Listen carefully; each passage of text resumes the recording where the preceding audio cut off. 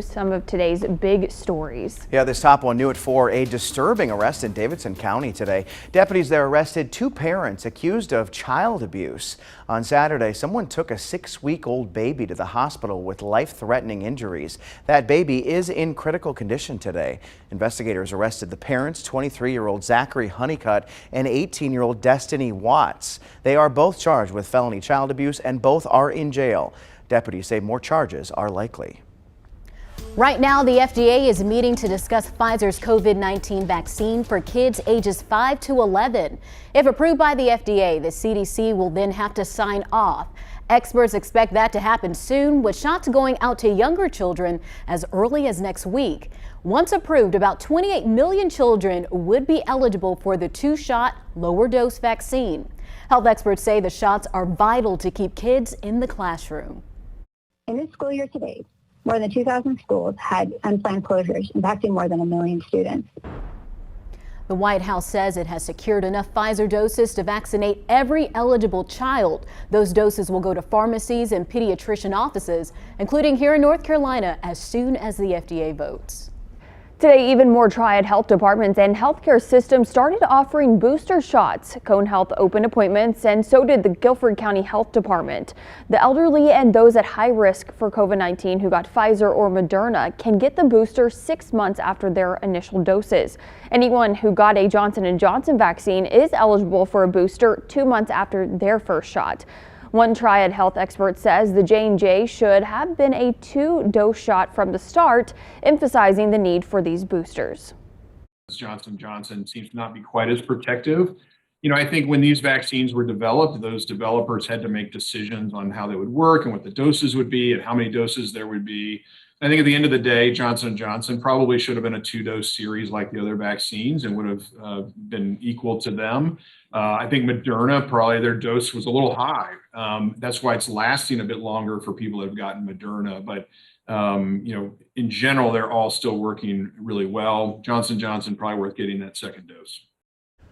I want to show you how one of our state's coronavirus metrics is improving. This graph shows the percentage of tests coming back positive. The latest is 6%, which isn't terrible, but I want to focus on the days that came before it. Check out all those low numbers over there. Over the past week, we have hit 5%, 4.2, 4.4, and 4.6. 4 days at or below the red line, which is the state's goal of 5%. Those are the best days we have seen in months. Now, if this trend continues, we'll see more of those days to come. Now to some crime headlines across the Triad. High Point police arrested a teenager accused of attempted first-degree murder. Police believe that 18-year-old Joshua McQueen shot into a house with people inside. It happened on Bridges Drive Monday. While officers were on the scene, they say they heard McQueen fire more shots, this time into a car out front. No one was hurt. McQueen faces several charges and is in the High Point jail under a $1 million bond. Winston-Salem police are investigating a shooting where someone shot and killed 1 person and injured 2 others. Winston-Salem police say a fight led to the shooting at the Rolling Hills apartment complex on Farrell Court last night. They say 23-year-old Kelvin James Jr. got into an argument with another man. Officers say someone started shooting, hitting James, along with a 30-year-old woman and a 16-year-old girl. EMS pronounced James dead, and first responders took the other 2 victims to the hospital, where they were stable at last check. If you know anything, call police. All right, time now to get to your 4 to 5 roundup. First up, some big news. Broadway is off to a wicked success in Greensboro. The Tanger Center revealed today more than 66,000 people saw Wicked during its run here. Remember, it ended on Sunday. The impact was even bigger on the local economy. $11 million between hotels, restaurants, parking garages, and more. President Biden says he's hopeful lawmakers will reach a deal this week on his Build Back Better agenda. It comes after his administration proposed new taxes on billionaires and certain corporations to help pay for it. West Virginia Democratic Senator Joe Manchin, whose vote is critical to getting the bill passed, appears to be on board with the scaled-back version of this bill. The Rockingham County School Board will hold an emergency meeting tomorrow to consider adding another remote learning day to the school calendar. The board is looking at Friday, November 12th. The district says it'll give teachers and faculty a break from in-person learning. We'll let you know what happens. Meantime, a school district east of here is extending time off for students and staff. Chapel Hill Carborough City Schools will stay home the entire week of Thanksgiving. The district says the added time off will be for wellness days to focus on mental health. I think a lot of people focusing on mental health these days, especially in schools where, a lot of people are concerned how kids and how staff and teachers are doing with just so much going on right now. And having that full week actually allows for having more mental health days, because half the time usually you have that Friday and that Thursday off during Thanksgiving, and most of your time is either on the road or in the sky if you're visiting family, so you really get to just relax that full week. Yeah, this is actually something I talked to a doctor about last week. He said that it's really sad to see the number of suicide rates and emergency room visits as regards to mental health for this age group. So I think it is so important that school districts are they're looking at that and saying, hey, we need to do something to make it better. I just hope that the students will continue to learn on those days while they're at home. This isn't winter break. I mean, you're still going to be in school learning remotely. So I hope that, that they're able to continue to learn instead of leaving, hey, let's leave for grandma's 2 days early because we're not going to be in school. That's true, too. So it'll be interesting to see how this works. I think also from a health perspective with, the pandemic and COVID-19, if people are going to be leaving to visit other family members, this will give them time to kind of quarantine at home a little bit, or if they see some symptoms, rather than rushing back into the classroom with their other classmates. Yeah, but it's also not going to give you that full load of, 3 days of school when it's remote. It's a little more laid back, and I think that may be the point too, to help them out a little bit. Absolutely. Monique.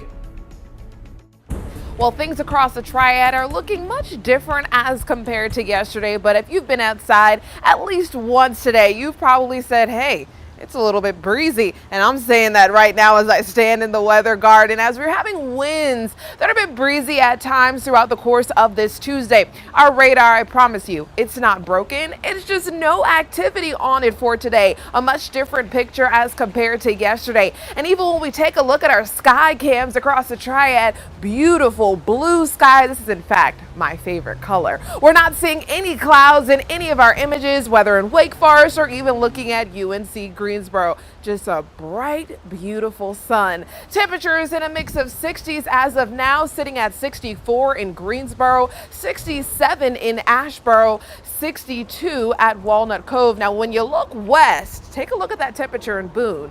49 degrees. All of us are going to be feeling those temperatures over the next couple of hours as they continue to fall as the night falls. These breezy conditions, like I've talked about, we're getting winds now out of the north and west direction, a difference from yesterday. We were getting winds out of the southwest, which allowed for much more of a slightly muggier feel. But now we're feeling the cool, dry, very typical air that we get for this time of year. But in the wake of a front, you oftentimes get breezy conditions. And that's why we're seeing winds gusting at times throughout the day up to 30 miles per hour. But these are the sustained winds. So if you walk outside right now, we do have winds of 18 miles per hour. That's what we're seeing on there. So overall, it's a breezy day today. Things are going to be calming down later on tonight.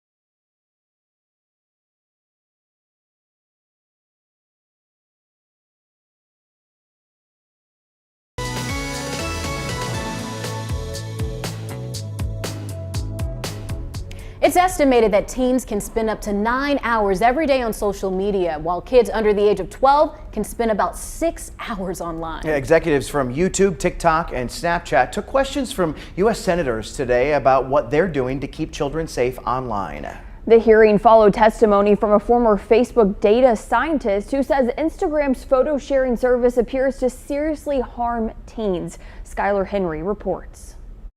In a Senate Commerce Subcommittee hearing, Utah Senator Mike Lee challenged Snapchat executive Jennifer Stout. His staff created an account for a 15-year-old with no preferences and says what showed up on the social media app was wildly inappropriate for a child. Tips on, quote, why you shouldn't go to bars alone, notices for video games that are rated for ages 17 and up, and articles about porn stars. I am unfamiliar, and I've taken notes about what you have said that your account surfaced. Stout joined executives from YouTube and TikTok, answering questions about how their apps are looking out for children on issues from privacy to safety. He was suffering from dental pain. Senator Amy Klobuchar shared the story of 19-year-old Devin Noring of Minnesota, who died after taking fentanyl-laced Percocet that he bought on Snapchat. We have deployed proactive detection measures to get ahead of what the drug dealers are doing. They are constantly evading our tactics. I think there's other ways to do this too, as creating liability when this happens. So maybe that'll make you work even faster so we don't lose another kid. Earlier this month, one Facebook whistleblower told lawmakers the company prioritized profit over user safety, even going as far as generating algorithms potentially exposing children to dangerous content. Frances Haugen, the former Facebook employee who sounded the alarm, testified before a UK Parliament Joint Committee Monday. Facebook's own research says now the bullying follows children home. It goes into their bedrooms. Lawmakers also expressed concerns that TikTok is tied to China's communist government, allegations the app's parent company, ByteDance, denies. If it were not accurate, you would answer the questions, and you have dodged the questions more than any witness I have seen in my 9 years serving in the Senate. The company says it stores all of TikTok's U.S. data in the United States and has recently tightened its privacy practices for children. Skylar Henry, CBS News, Capitol Hill. There are at least 2 bills senators are working on to protect U.S. children. One would make it illegal for social media companies to track a young user's data. The other would make social media companies legally responsible if a child is exploited on an app. The 4 to 5 will be right back.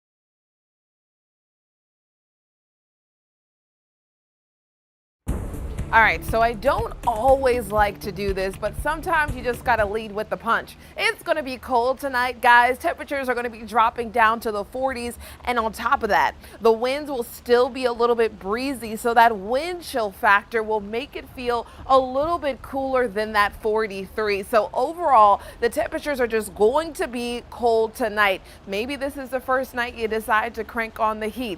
I'm not, but maybe some folks will. Now, as we go over the course of the rest of this week, here's a little bit of a breakdown as to what you can expect. So seasonably cool, sunny, and dry hump day. Your Wednesday expected to be a nice day. More clouds start to move in to start out your Thursday. Then we have to watch out for just some showers, some non-severe storms through the latter part of your Thursday. Some of them lingering into your Friday. And then the weekend, things are going to be drying out, but going to be another cold several days thereafter. Here's a look at that temperature trend. I know you see it. Saturday, 59. That is going to be the high temperature on Saturday, which that means the lows, the ones that you feel overnight, are going to be really chilly. 30s for you going into that Saturday and exiting that Saturday. But a little bit before then, we are under some portions, just clipping our area, a marginal risk for severe weather on Thursday. Like I said, though, just clipping the area. I'll be breaking down what does that mean for us on Thursday in just a bit. It's time for a little trivia. Today marks an important day in North Carolina sports history. But what could it be? Here's a little hint for you guys. Keep pounding. Ah, yes. Today, can you do you guys know how to do that? I can do it. What, the round? Ooh, impressive. I wasn't that good. This one's much like scarier over here, we'll right? leave Yeah. it to that guy. So today is the Carolina Panthers' birthday. The team officially became a franchise on October 26th of 1993. And check out the team's original helmet. The team unveiled it on this day 28 years ago. You might remember during the team's first season, they actually played home games at Memorial Stadium in Clemson, South Carolina. The Panthers are still the newest franchise in the NFC. The Panthers became one of the few NFL teams to pick a name representing a region, joining the likes of the New England Patriots. Oh, I didn't know that. Congratulations to them. Yeah, happy birthday. 28 years. Kind of a rough week to have a birthday Yeah. after that game on Should we Sunday. sing happy birthday to lift them up? Is that copyrighted? How does that work? Just Just kidding. say happy birthday. Our producer says yes, do not sing it. We won't sing it. Well, Yeah. we can have some cake later to celebrate. Some Yep. cake and ice cream, maybe. Have you Lift guys them up been to a this game? week. I have not been to a game I yet. haven't either. I really want to. It's on my list of things to do. They're a lot of fun, especially if you, so if you go now, you will see that panther that they've got. Oh, the, that 3D, like yeah, real life. something, It looks yeah. kind of scary, but I It's would pretty like cool. to see that. Have you seen it Yeah, yet? so I was there, when was that? 2 weeks ago. Yeah, us Okay. too. And saw it like in person, and it's kind of crazy. Were you like, oh my gosh, like No. what is happening? No, because I knew about it because we aired it. We did a Yeah. story on it a couple of weeks ago. So But even in the moment, it didn't feel like. no, because it's on the monitor. It's not like on the field. Oh, okay. Yeah. I So guess I need to look into. This must have been going on before I got back from maternity leave. they So I'm just like, started. I don't know what you guys They are just talking started about. like 3 weeks ago. So it's like this Okay. computer animated panther that jumps around Like the a stadium. hologram type Oh, of that's thing. cool. So you can see it up on the big screen, and it's like, oh, it's coming after. Yeah, me. it's actually Ah. really cool. And speaking of the Panthers, WFMY News 2 is giving Panthers fans the chance to win 2 tickets on 2. We have tickets up for grabs for 4 upcoming games. First, go to WFMYnews2.com, and on the homepage, you'll see the story that says Play and Score Carolina Panthers tickets on WFMY News 2. Just click on that story. Once you're in, click on the hyperlink that says Play 2 tickets on 2 trivia here. There are 5 Panthers trivia questions this week. Play our Panthers trivia, and you're entered to win a pair of tickets to see Carolina host the New England Patriots on November 7th. You have from now until next Monday to log on and play. Trivia closes next Monday at 6:30 p.m. And what's nice about this, you can play as many times as you'd like. The more you play, the better chances you have to win. And once the trivia closes, you'll need to watch WFMY News 2 at 11 next Monday to see who wins. Now, this is just the first of 4 ticket giveaways, so you have several chances to win. Log on to WFMYnews2.com and play Panthers Trivia for your chance to win 2 tickets on 2. We'll be right back.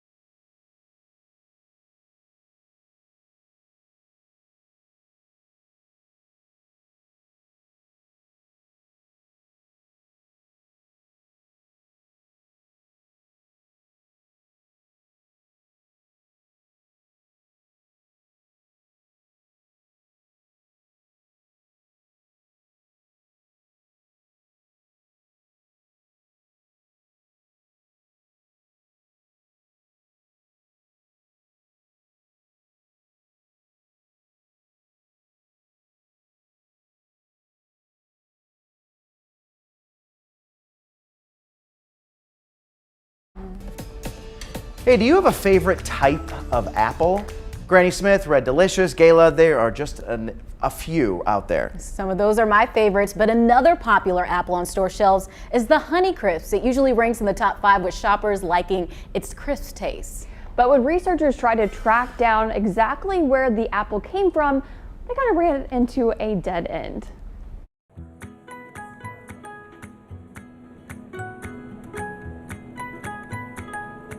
You can see that juice is flying. The HONEYCRISP apple is explosively crisp, often ranked as one of the top 5 apples in the country. A cross first made in 1961 at the U of M's Horticulture Research Center, released in 1991. Parents are the McCowan and Honeygold? So back in 2004, we did the first DNA analysis of it and found out that neither of those parents were actually accurate. I know, right? This is what we originally thought. You can see that's quite different looking than HONEYCRISP. And so an honest record-keeping mistake at the home of the HONEYCRISP apple begins a long journey to find out where the beloved snack truly hails from. One half of the answer came quickly thanks to DNA. And that parent turned out to be keepsake. So we were halfway there. One parent known of the great HONEYCRISP. But the other half would have researchers waiting another decade plus. We tested dozens of varieties, old varieties that we still had in our orchards, some lesser known ones, and nothing. Nothing until an ambitious graduate student came along about 3 years ago doing deep dives into the genetics of the program, and then voila. The missing parent, are you ready for it? The big reveal. The missing parent was Minnesota 1627. And when I say missing, I mean that literally, because the other parent is a selection that was part of our breeding program, but was never quite good enough to be released. Minnesota 1627, a variety that's long gone. And commercially has no bearing on a customer's decision to choose a HONEYCRISP. Thanks to that nagging hunch, though. Nagging hunch, yep. But for science, well, I think for us as breeders, it's pretty important because then we really can trace back and see what the heritability is of a given trait. You know, really what made this apple so crisp. I love that there is all this science behind it. Yes. So Brad, our director, this is his favorite type of apple. And it's kind of a bougie apple. It's the most expensive one out there. Really? Yep, if you go to the store, sometimes they're like $4.99 a pound. Oh, well, if they're that tasty, it might be worth it, especially if you're going to eat the whole bag. Absolutely. I usually just get Gala, but I have to know if there are any good apple picking places around. Oh. I'm sure there are. I've just never been. I feel like it's like prime season, right? Yep, absolutely. In some apple picking places, you can make like bread and like cider and different things Apple afterwards. butter. Ooh. So let us know in the Facebook chat. Do you know any good apple picking places? Do you guys have a favorite? So you said Gala's your favorite? I like the Granny Smith apples. I like mine sweet, a little bit of sourness to it. Yeah, those are good. So what I do is I just go for like the cheapest apple that they have at the store, and then I put it in the dehumidifier. Oh, okay. Or Really? the dehydrator, and so I make like apple crisp, like chips. Okay. And what I've discovered with those is that you don't need a specific type of apple because they all taste good. Okay. I like mine with peanut butter too. Ooh, that's a good one too. Nutella. We'll be right back. Nutella is great on apples. Yep.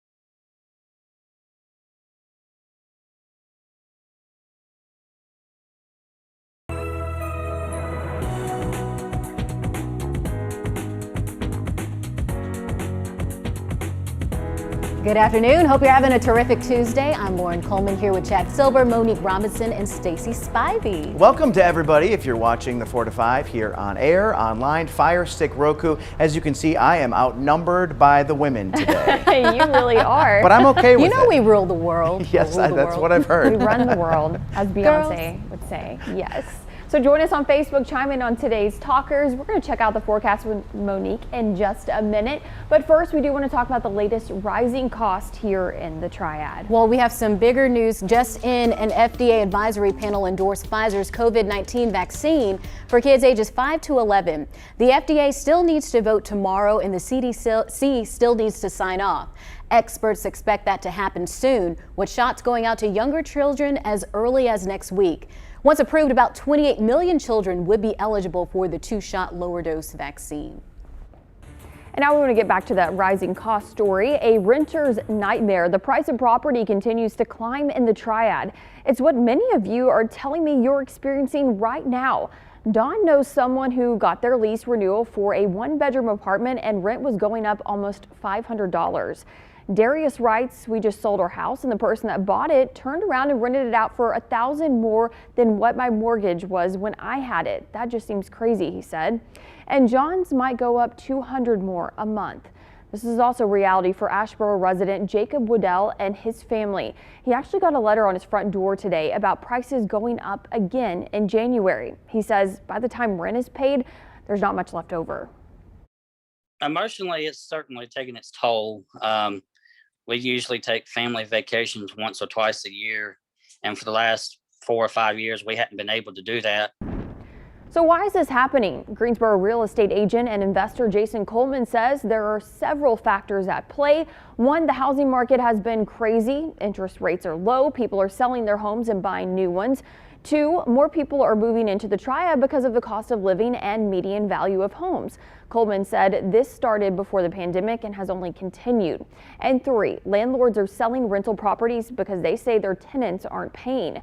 All 3 of those contribute to the shortage of places to live. Add in supply chain issues and labor shortages, and it only makes things worse. There's not enough supply to meet the demand. Coleman says pre-pandemic he'd have about 5 applicants for a rental property. Now it's 30. I would encourage people to try to stay put. It's very difficult to find a rental property right now with the inventory being near zero. Coleman is hopeful, though. He says it's just a matter of time before interest rates go back up and prices level off for homes. That in turn will make rent more reasonable in the long run. Booster shots are now available by appointment at most Triad health departments and hospital systems. Today, Cone Health and the Guilford County Health Department started offering the extra protection.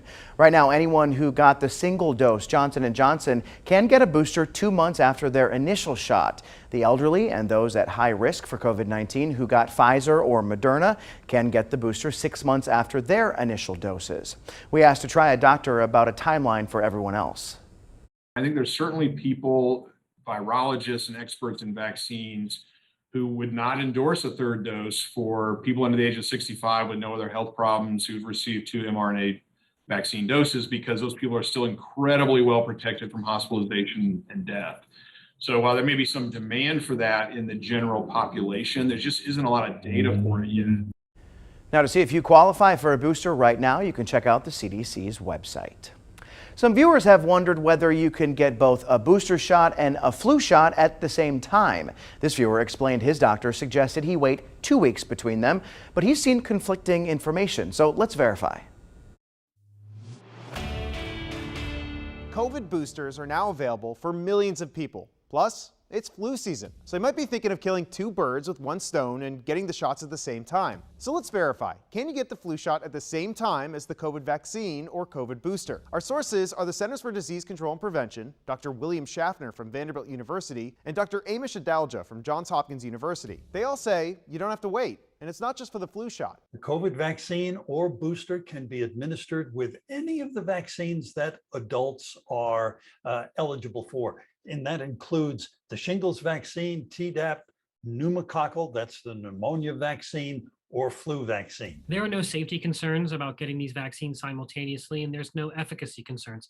It's actually more convenient to get them both at the same time if you're missing one at this time. The CDC agrees and says while there's not a whole lot of data on this, quote, experience with giving other vaccines together has shown the way our bodies develop protection and possible side effects are generally similar, whether vaccines are given alone or with other vaccines. They say if you have any concerns though, of course, go talk to your doctor. So we can verify that yes, you can get a flu shot and either a COVID vaccine or a booster at the same time. With your Verify, I'm Evan Kozlov. Let's get to your 4 to 5 roundup. A new study found North Carolina's seniors on Medicaid who receive SNAP benefits were less likely to wind up in hospitals or emergency rooms. The study looked at more than 100 North Carolinians 65 and older. They were on Medicaid or Medicare, but not yet signed up for SNAP. It found the ones who did enroll made fewer trips to the hospital, emergency room, or long-term care facilities. Experts say access to food leads to healthier people who need to take fewer trips to the doctor. A sign of rising prices and inflation, the price of kids' shoes going up. Last month, the price of kids' shoes was up 12% compared to a year ago. That was double what many other consumer products increased in price. Children's shoes now cost more than they have in 70 years. In addition to supply issues, tariffs on imported footwear were put into place by former President Donald Trump. The tariffs make up about a third of the cost. And a messy commute for drivers in the Northeast as wind and rain slam states like New York, New Jersey, and Massachusetts today. A flash flood watch is in effect for more than 31 million people across the Northeast, where up to 6 inches of rain could fall by the time the storm moves out. Heavy winds are expected to cause widespread power outages. But let's get a look at the weather here in the Triad. So Monique, it was a much different story 24 hours ago. You and Christian were hard at work yesterday. Yeah, and in fact, you were just talking about the Northeast. I'm from the Northeast, and before I was coming to work, my mom was calling me, telling me she was being sent home from work today because of the flooding was so intense in our area back home in New Jersey. But like Lauren said, and as all of you have felt as you went outside today, things are much different as compared to yesterday. Our radar is much quieter. As we transition though into the latter part of the week, I will be looking back at the radar, especially on Thursday, as small portions of the Triad, just clipping the Triad, are under a marginal risk. So that's the green, the dark green shades you're seeing here, which is a level 1. Coastal North Carolina is going to be under a slight risk for severe weather. So I know the question then becomes, okay, Monique, should I be concerned on Thursday? Well, the primary thing that we're going to have to worry about is just flash flooding, and I'm not saying just lightly, but I'm saying as compared to yesterday where we had other severe weather threats, on Thursday, flash flooding is the primary severe weather threat because any thunderstorms that we can expect to see on Thursday will primarily just produce flooding. Now, here's a look at the setup. This is a long-term look out at the forecast, so it doesn't exactly show us where thunderstorms may align, but it gives us an overall estimate as to what we can expect as we go throughout the latter part of this week. So this model is starting Thursday morning. You can see that timestamp on there in the corner. And then as we go throughout your Thursday, it gets pretty wet across the Carolinas. And then for your Friday as well, things dry up as we start out your Saturday and going into your Sunday, looking to be much drier. When we look at how much rainfall we can expect to see, you can see why flash flood risk is possible in far western counties. But overall, we're just looking at rain and no other severe weather threats through the end of the week. I'll have the 7-day coming up, I promise, before the 4 p.m. hour ends. Think about this. Does life ever feel like a 1,000-mile journey? One you can't seem to keep the right path? As Coach Lamont explains, don't let the detours slow you down. A journey of 1,000 miles begins with just one step. Vision is a vital part of that journey. If you don't know where you're going, any road will lead you there. Once you have that plan, muster up the faith to take a first few steps. Stepping out on faith does not mean that you will not encounter detours or setbacks along the way. That's just a part of the process. But it's not what happens to you that has the power to hinder you, but rather how you react. That's what matters. Refuse to give up and settle for part of the vision. Never allow the setback to drain you. Simply redirect your energy and look at the map of your vision again. Nothing can stop you but you. So journey on and make this happen. This is Coach Lamont reminding you to have your best U-Day. I'll see you tomorrow.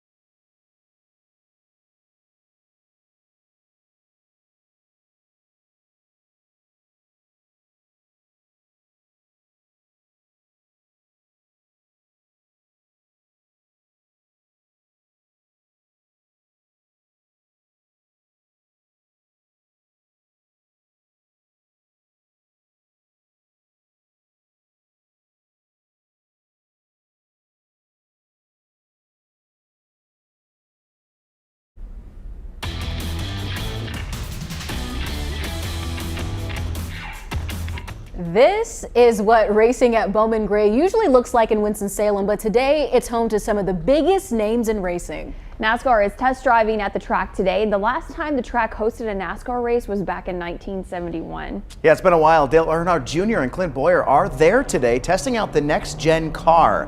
Now NASCAR is preparing for a race in Los Angeles where they'll host the Clash at the Coliseum. Now they picked the Madhouse because it's a quarter-mile flat oval track, similar to the LA race next season.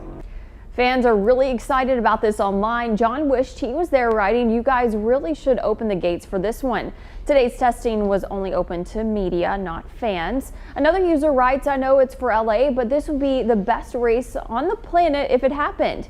And Jonathan says would make way better sense and mean more to fans to see the Clash run at Bowman Gray. NASCAR's Senior VP of Racing Innovation was actually asked about a Winston-Salem race and called it fascinating, but said it's up to others to decide where racing happens. So I think it's kind of cool they're bringing this this back into the limelight because it was so popular so long ago, and they still do stock car racing there now. But then also North Wilkesboro Speedway out in Wilkes County, another one that they're kind of trying to bring back and hopefully run a race there. It would be incredible to have NASCAR back in the Triad. Yeah, I mean, people here in the Triad love NASCAR races, so to have it here, I know it would bring in probably thousands of people. Have you all been to that stadium to see some of these races? So Bowman Gray, I've been there before, but not for a race. They also play some football games there. Okay. We've done like our News 2 Shredathon, the 2 Wants to Know Shredathon there. Oh, okay. So just to be able to walk on that oval track was just really neat, knowing the history decades ago that went into it. I have actually never been to a NASCAR race. Me neither. I think I hear they're so much fun. Yeah. And people here always talk about it, so I'm gonna have to. My first month here, I went to a race in Martinsville, and it was just really neat to see. And people always say like, oh, it's boring. You only turn one way, but it's fascinating to see it in person and see how much work goes into winning. And the whole culture of it too. Yeah, I'd love to sit in the passenger seat of one of those things. Oh no, that would be tough. I would do it. I'd be terrified. No. We'll be right back.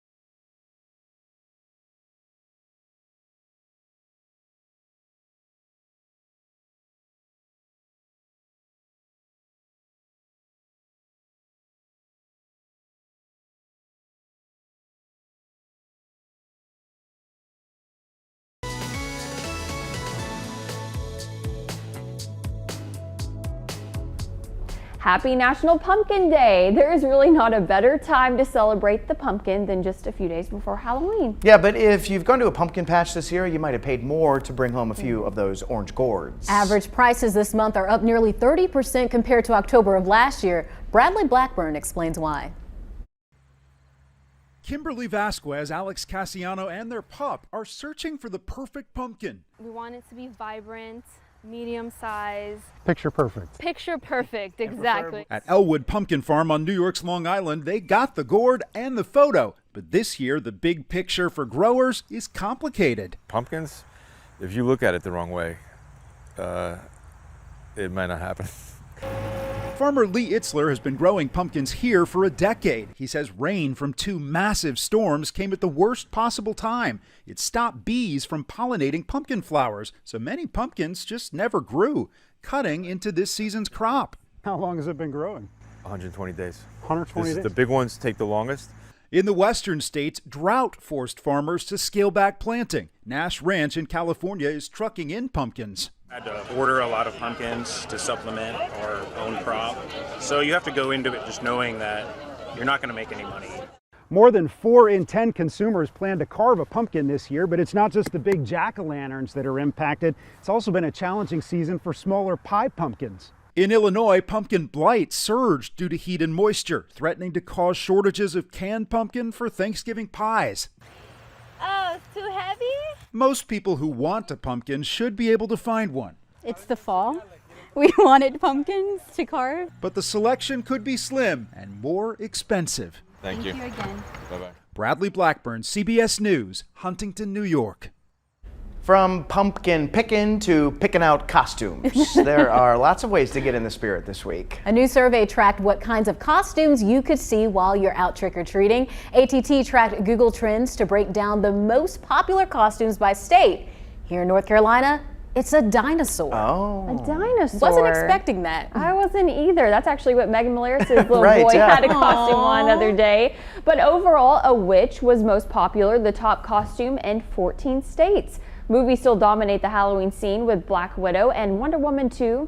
Other popular costumes this year. Of the about 140 million Americans who celebrate Halloween each year, many spend around $90 on their costume. So I asked you on my Facebook page, what has been your favorite costume? Tony told us his is Dracula. Amy's favorite was a witch.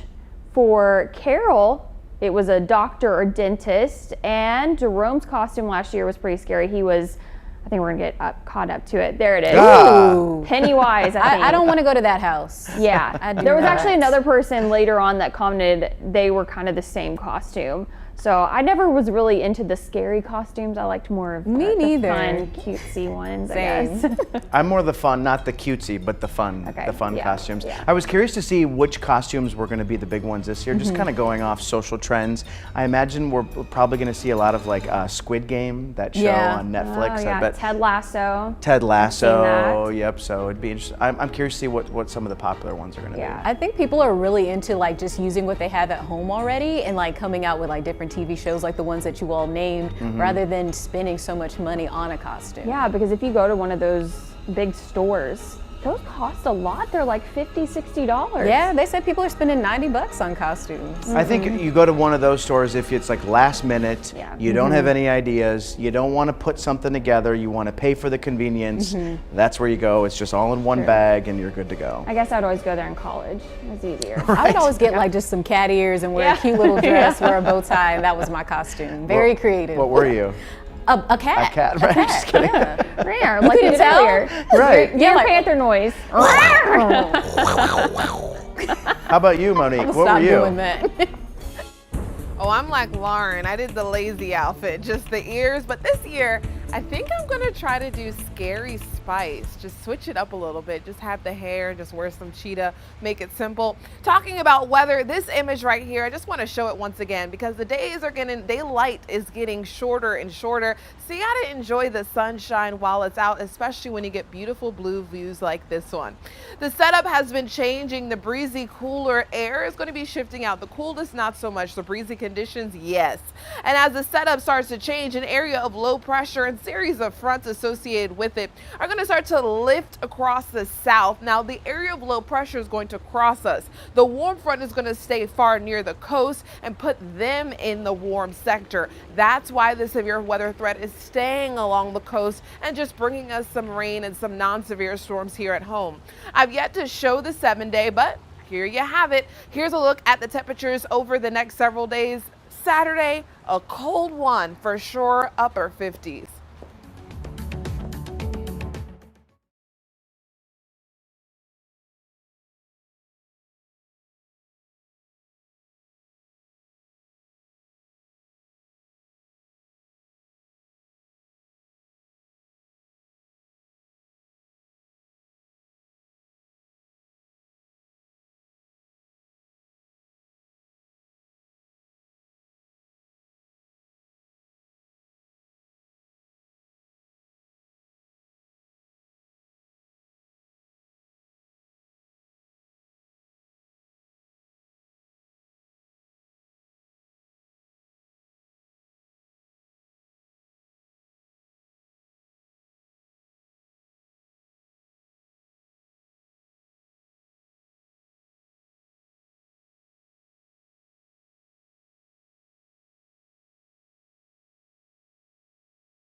downtown Greensboro. I have like nothing anywhere. An FDA advisory panel just voted. Extra now. Mic check 1 2 3. Mic check 1 2 3. Yeah, it was. Hi there, Oklahoma, Oregon, Pennsylvania, Rhode Island. Hi, Kelly. 1 2 3 4 5. 1 2 3 4 5. Mic check 1 2 3 4 5 6 7 8 9 10. Mic check 1 2. Mic check 1 2 3 4 5 6.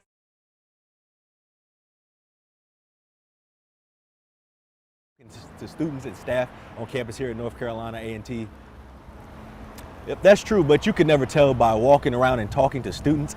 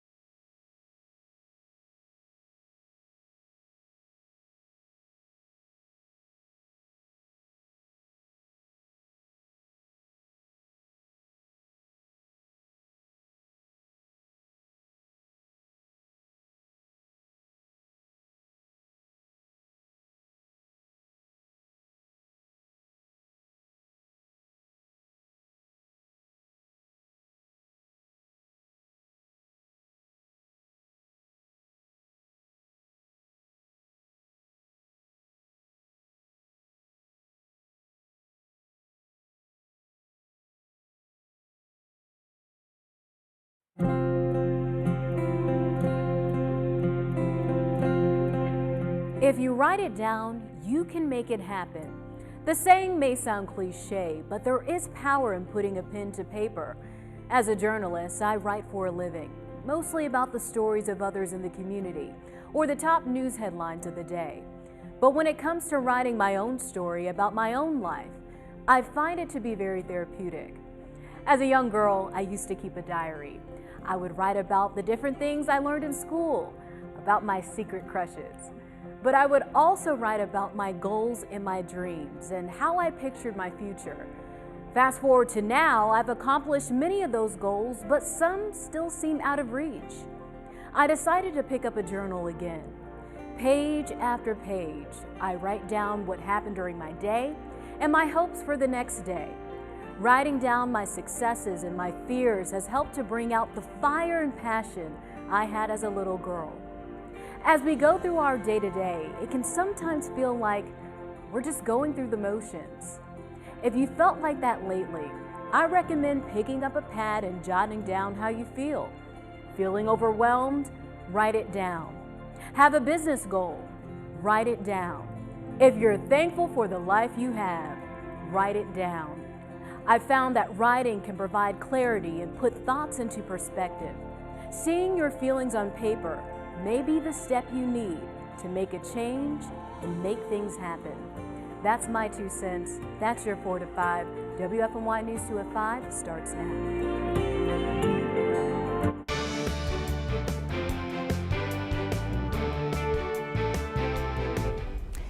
A wicked success. 66,000 tickets sold for the Tanger Center's first Broadway show. Plus, fans and alumni are heading to Greensboro for the greatest homecoming on earth. Greensboro is making a comeback after a shaky year during the pandemic. First, let's head over to North